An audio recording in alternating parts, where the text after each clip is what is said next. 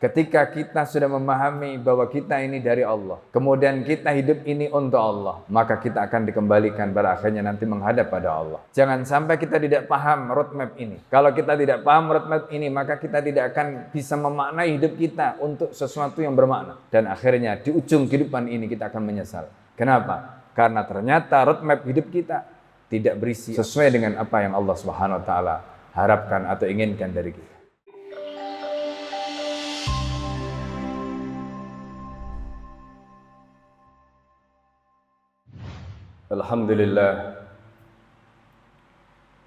Alhamdulillahil qail fi kitabihi a'udzu billahi minasyaitonir rajim. Bismillahirrahmanirrahim. Alif lam mim ra. Tilka ayatul kitab. Walladzi unzila ilaika min rabbikal haqq walakin aktsaran nasi la yu'minun. Allahul ladzi rafa'as samawati bighairi amadin tarawnaha thumma istawa 'alal 'arsy wa sakhkhara as-samsa wal qamara kullu yajri ila ajalin musamma yudabbirul amra yufassilul ayati la'allakum biliqa'i rabbikum tuqinun wa huwa alladzi maddal 'arda wa ja'ala fiha rawasiya wa anhara wa min kulli thamarati ja'ala fiha zawjayn itsnain yughshil laila an-nahar inna fi dzalika laayatil liqaumin yatafakkarun wa fil ardi qita'un mutajawiratu wa jannatu min a'nabi wa zar'u wan nakhilu sinwan wa ghairu sinwanin yusqa bima'i wahidin wa nufaddilu ba'daha 'ala ba'din fil uqul inna fi dzalika laayatil liqaumin ya'qilun wa in ta'jab fa'ajabun qauluhum a idza kunna turaban a inna lafi khalqin jadid ulaika alladziina kafaru bi rabbihim wa ulaikal aghlalu fi a'naqihim wa ulaika ashabun nar hum fiha khalidun. Shadaqallahul 'adzim. Asyhadu an la ilaha illallah wahdahu la syarika lah wa asyhadu anna Muhammadan 'abduhu wa rasuluhu alladzi la nabiyya ba'dahu.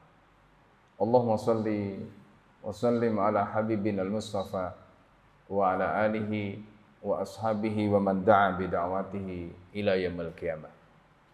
Fa ya ibadallah usikum wa nafsi wa iyaya bi taqwallah faqad fazal muttaqun.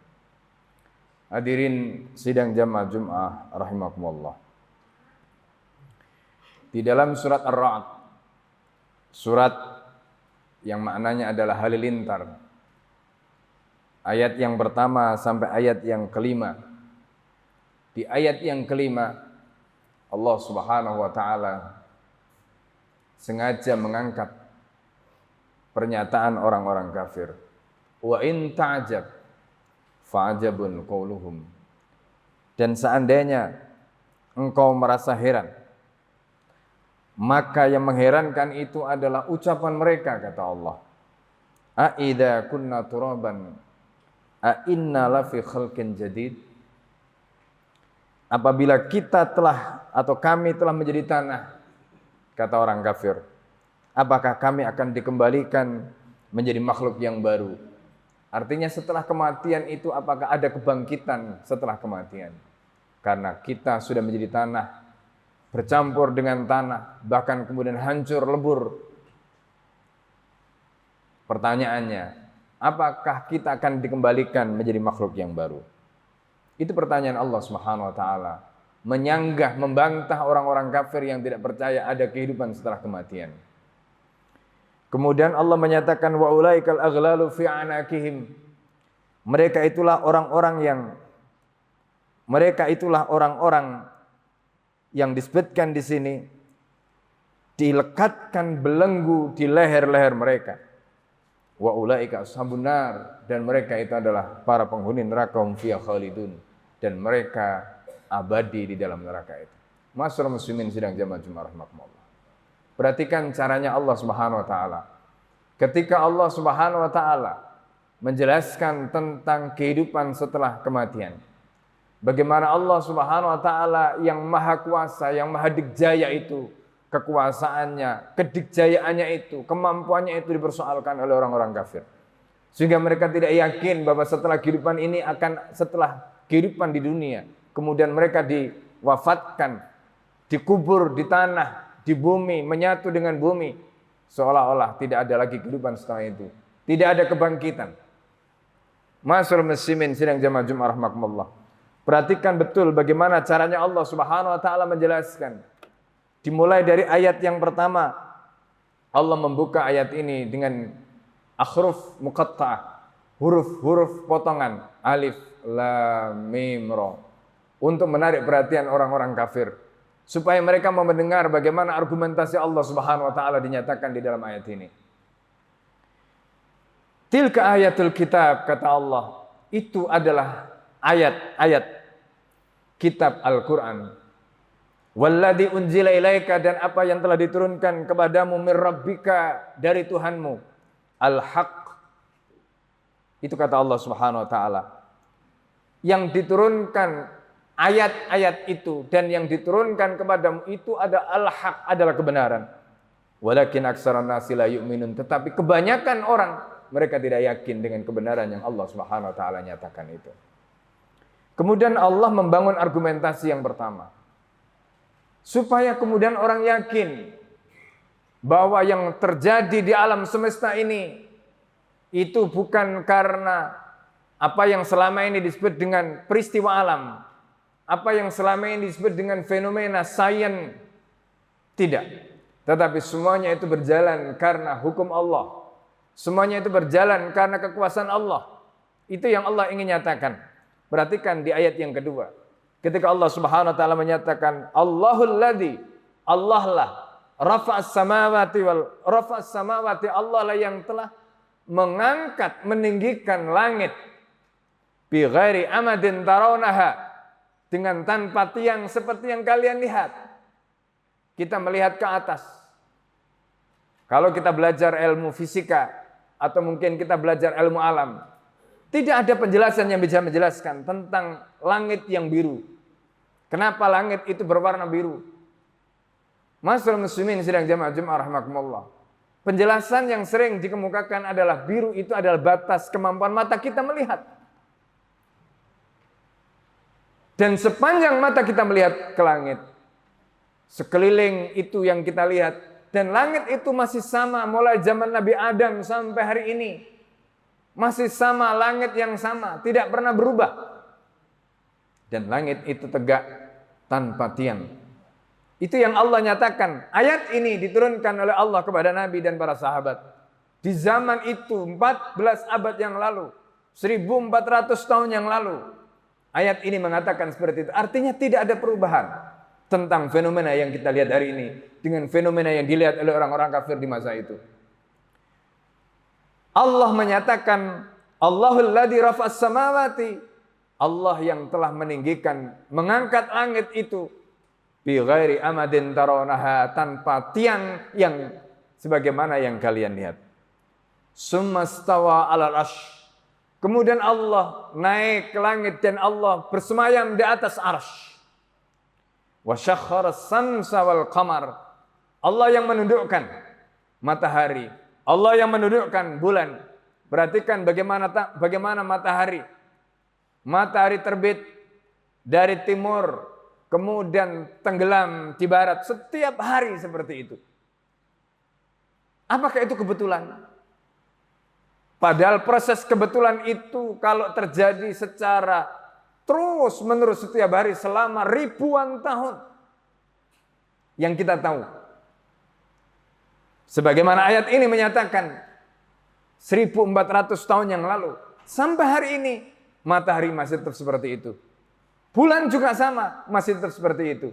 Maka Allah menyatakan wa syakhkhara as-samsa wal qamar, dan dia menundukkan matahari dan bulan. Kullun yajri, masing-masing berjalan li ajalin musamma, dengan tenggat waktu yang sudah ditetapkan.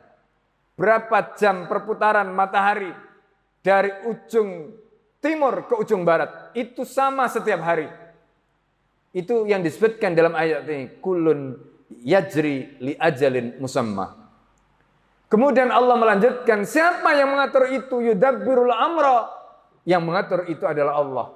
Allah yang mengatur semua dari langit sampai ke bumi, yang mengatur matahari, yang mengatur bulan, yang meninggikan langit, itu semuanya adalah Allah. Yufassilul ayati, Allah detailkan, Allah tunjukkan detail-detail tanda-tanda kebesaran Allah. La'allakum biliqa'i rabbikum tuqinun, kata Allah. Supaya kamu itu yakin. Biliqa'i rabbikum, dengan pertemuan kamu nanti akan bertemu, dipertemukan, dihadapkan dengan Allah yang telah menciptakan kamu, menciptakan langit dan bumi, menciptakan semuanya itu. Itu kata Allah. Di situ Allah menggunakan kalimat la'allakum, supaya kamu biliqa'i rabbikum, dengan pertemuan Tuhanmu, tuqinun, kamu menjadi yakin. Setelah ditunjukkan kebesaran-kebesaran Allah Subhanahu wa taala tadi. Tidak sampai di situ.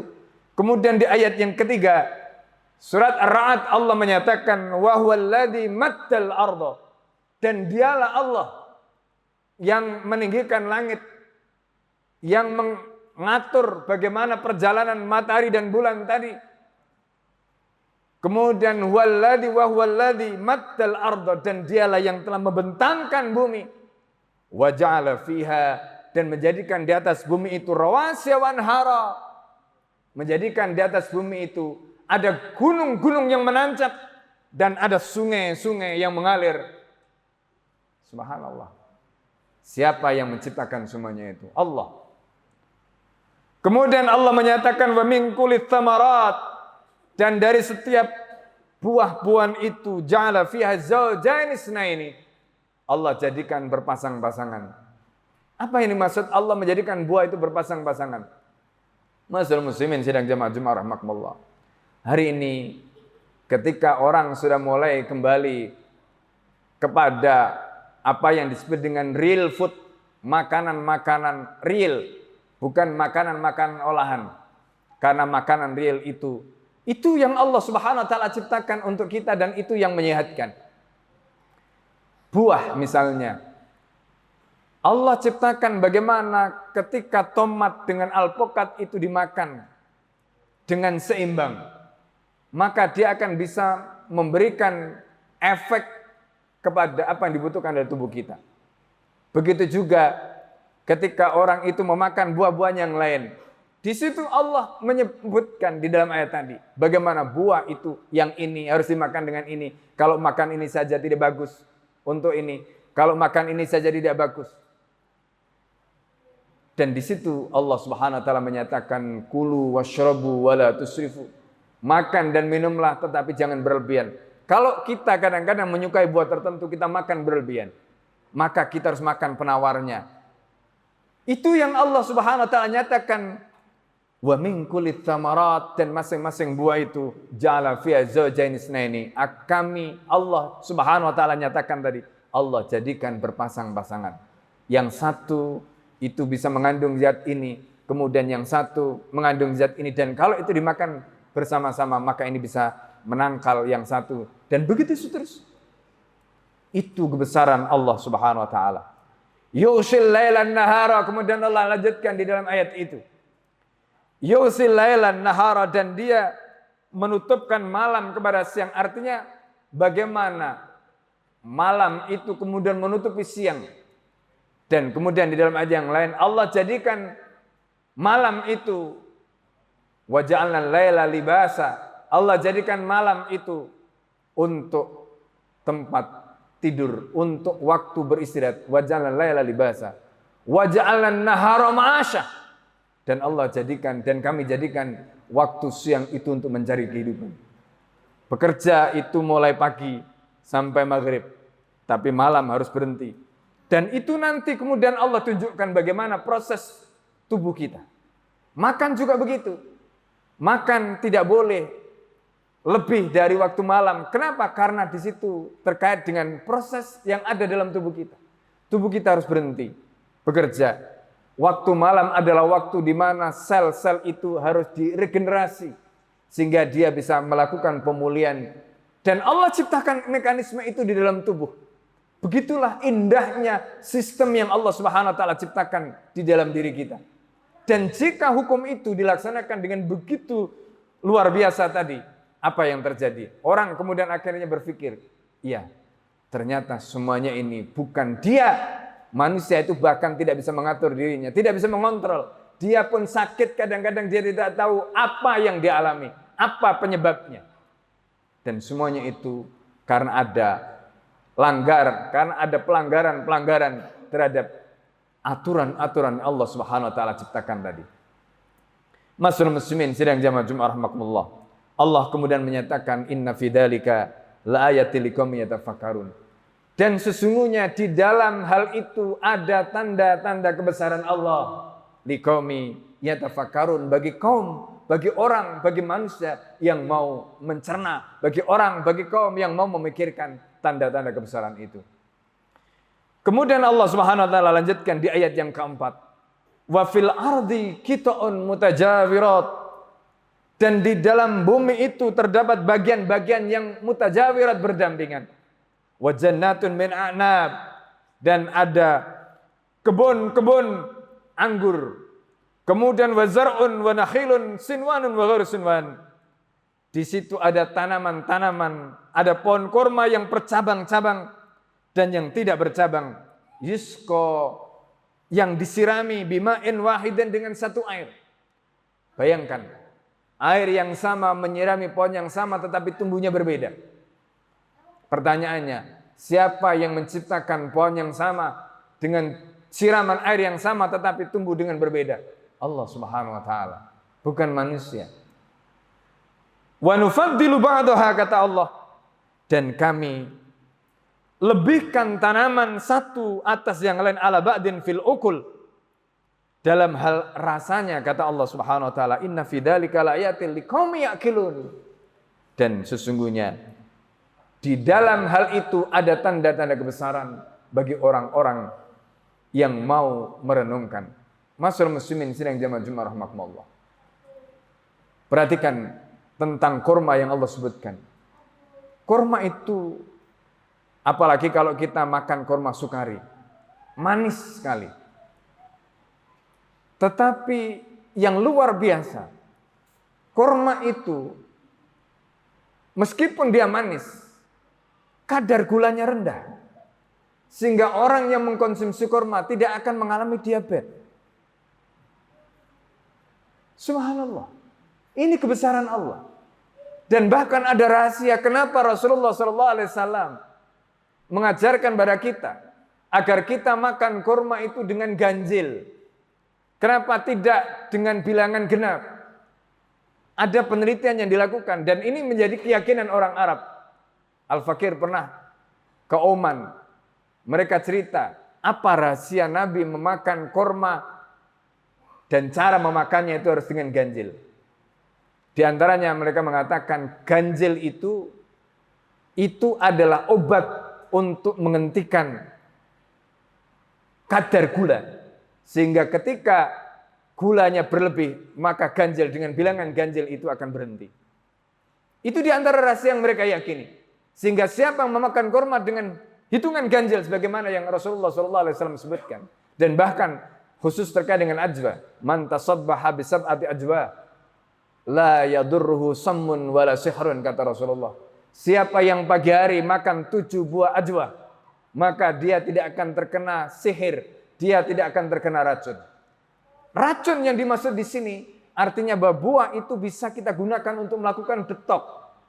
Dan hari ini Tibbun Nabawi membuktikan, ketika di pagi hari orang itu misalnya dia pagi itu katakanlah setelah buang hajat kemudian tubuhnya diisi dengan kurma atau mungkin ditambah dengan katakanlah mentimun yang dingin, maka itu akan menjadi proses yang akan menjadikan pencernaan dia setelah didetok, dibuang sebelumnya tadi, itu menjadi pencernaan yang sangat-sangat sehat. Masyaallah muslimin sidang jamaah Jumat rahimakumullah. Ini adalah penjelasan yang Allah Subhanahu wa taala nyatakan dalam Al-Qur'an. Maka di ayat yang kelima baru Allah kemudian menghantam bagaimana logika orang-orang kafir yang tidak percaya dengan kebangkitan. Logika orang-orang kafir yang tidak percaya dengan keimanan akan adanya kehidupan setelah kematian. Allah nyatakan, wa in ta'jab fa'ajabun. Jadi sekiranya kamu takjub dengan semua fenomena yang tadi itu sudah ditunjukkan. Dengan langit, rafas samawati, bi ghairi amadin tarawnaha tadi. Kamu melihat bagaimana langit ditinggikan tanpa tiang. Kemudian wasakhara asy-syamsa wal qamar, bagaimana Allah menundukkan matahari dan bulan. Kullun yajri li ajalin musamma, masing-masing berjalan dengan hitungan waktu yang sudah ditentukan tadi.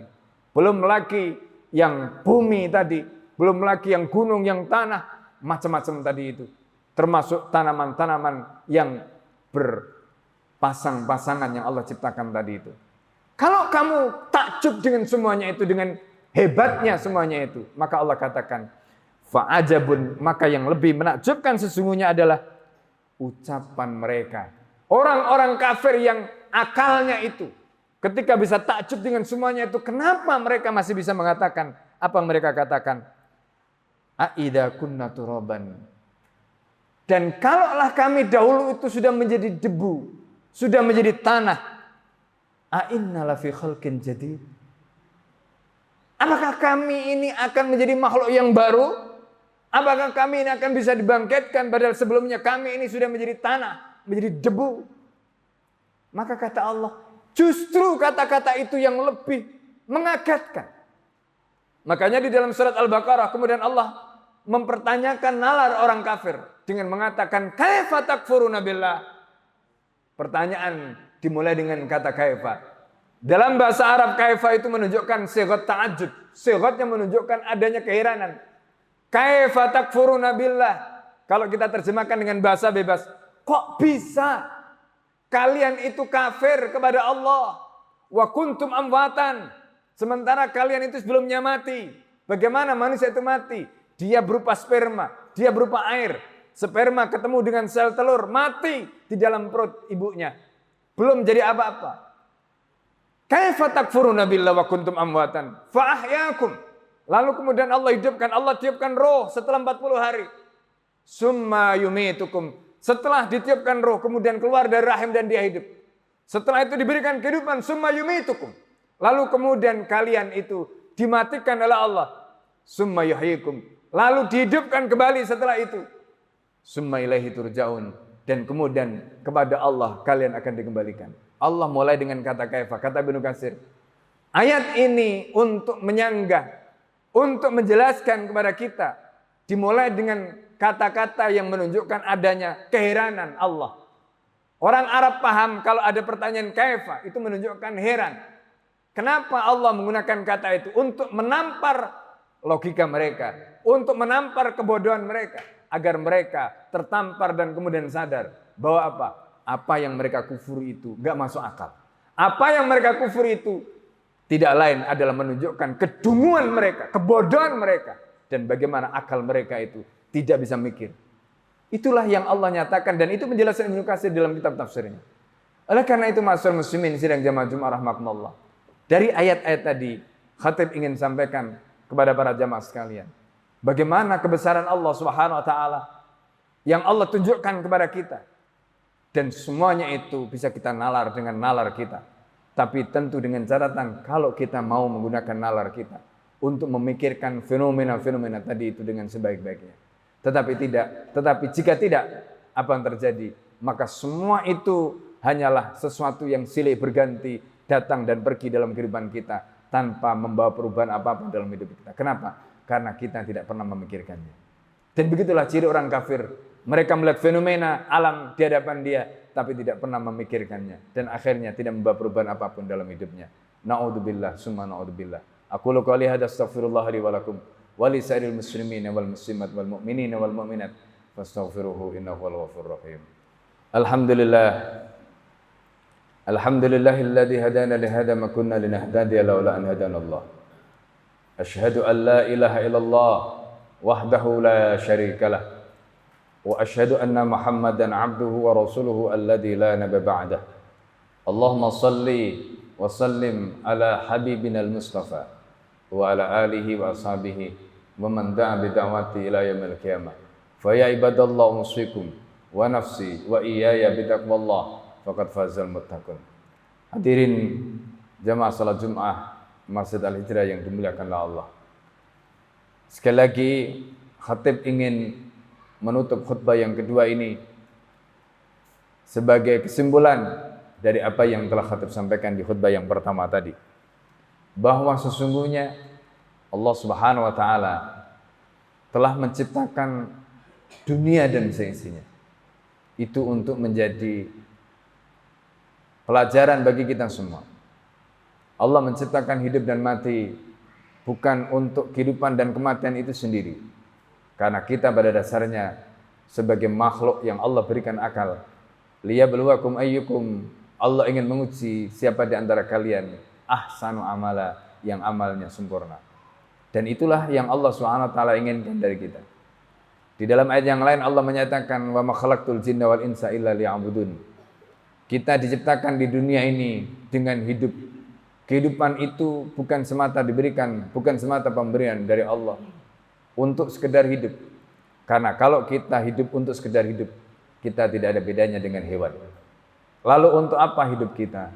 Hidup kita adalah untuk beribadah, mengabdikan diri kita kepada Allah, memenuhi apa yang Allah inginkan, apa yang Allah mau dari kita. Itulah tujuan hidup kita. Wa ma khalaqtul jinna wal insa illa liya'budun. Di dalam nas yang lain Allah menyebutkan inna salati wa nusuki wa mahyaya wa mamati lillahi rabbil alamin. Itulah yang Allah ajarkan kepada kita. Oleh karena itu, inilah poin utama yang khatib ingin sampaikan. Ketika kita sudah memahami bahwa kita ini dari Allah, kemudian kita hidup ini untuk Allah, maka kita akan dikembalikan pada akhirnya nanti menghadap pada Allah. Itulah roadmap hidup kita, peta jalan hidup kita. Jangan sampai kita tidak paham roadmap ini. Kalau kita tidak paham roadmap ini, maka kita tidak akan bisa memaknai hidup kita untuk sesuatu yang bermakna. Dan akhirnya di ujung kehidupan ini kita akan menyesal. Kenapa? Karena ternyata roadmap hidup kita tidak berisi apa yang sesuai dengan apa yang Allah Subhanahu wa taala harapkan atau inginkan dari kita. Na'udzubillah, summa na'udzubillah. Ayat-ayat yang khatib sampaikan di awal terkait dengan orang kafir tadi itu sama. Untuk menunjukkan roadmap hidup setelah mereka ditunjukkan kebesaran-kebesaran Allah, agar mereka paham min aina, dari mana mereka, supaya mereka mengakui eksistensi mereka itu datangnya dari Allah. Lalu kemudian setelah itu untuk apa? Limada? Maka kemudian mereka akan menyadari kalau mereka itu datang dari Allah, maka tentu mereka hidup untuk Allah. Dan kemudian nanti mereka akan mempertanggungjawabkan semua kehidupan mereka di hadapan Allah Subhanahu wa taala.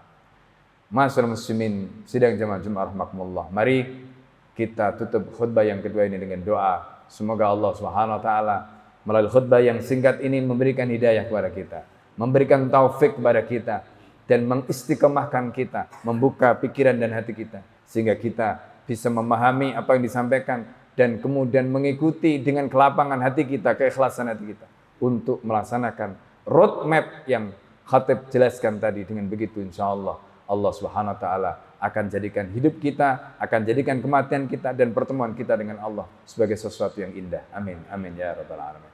Allahumma shalli wa sallim ala sayyidina Muhammadin walhamdulillahi rabbil alamin. Hamdan yafi ni'amahu wa yukafi mazidah. Ya rabbana lakal hamdu kama yanbaghi li jalalika karim wa 'azimi sultanik. Allahumma inna nas'aluka ridhaka wal jannah wa na'udzu bika min sakhatika an-nar. Allahumma inna nas'aluka minal khairi kullihi ajili wa ajili. Ma'alimna minhu wa ma lam na'lam wa na'udzu bika minasyarri kullihi ajili wa ajili. Ma'alimna minhu wa ma lam na'lam.